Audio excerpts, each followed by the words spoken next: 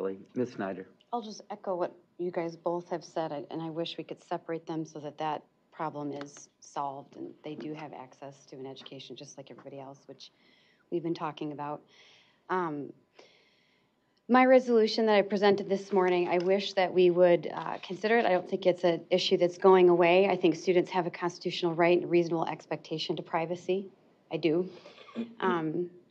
I've been very clear, too, and forthright with the fact that, you know, it's oppressive to ask a student that has left the public education system for whatever reason they've left to then ask them to register with that same system. We wouldn't do that in any other facet of society.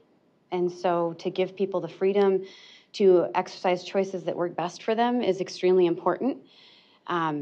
Just because we're one of 11 states doesn't mean the other 39 are doing it the right way. I don't think we need to approach it from that perspective. And I just really want to push back on things we've talked about at this table. Public education is not safer than homeschooling, and that means it's incumbent upon us to address that. There are multiple pieces of evidence that we've discussed here at the board table time and time again that we do nothing about, that prove public education needs a safety overhaul before we can claim that homeschool leaves students more vulnerable.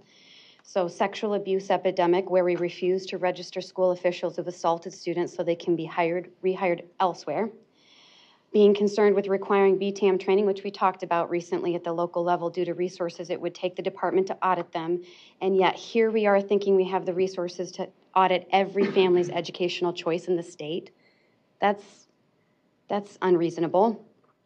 And countless stories that violate a safe learning environment across the state, which I don't think we're done with hearing yet. So when you use the words disingenuous, yes, I think it is very disingenuous to suggest that we need to audit families and their educational choices because of safety, especially private and parochial schools, right? What ends up happening in other states that register students in these buckets, as you say, is we end up overseeing their curriculum. They're making specific choices to not be in public education so that they can access a curriculum we're not choosing to administer to them. And there's nothing wrong with that.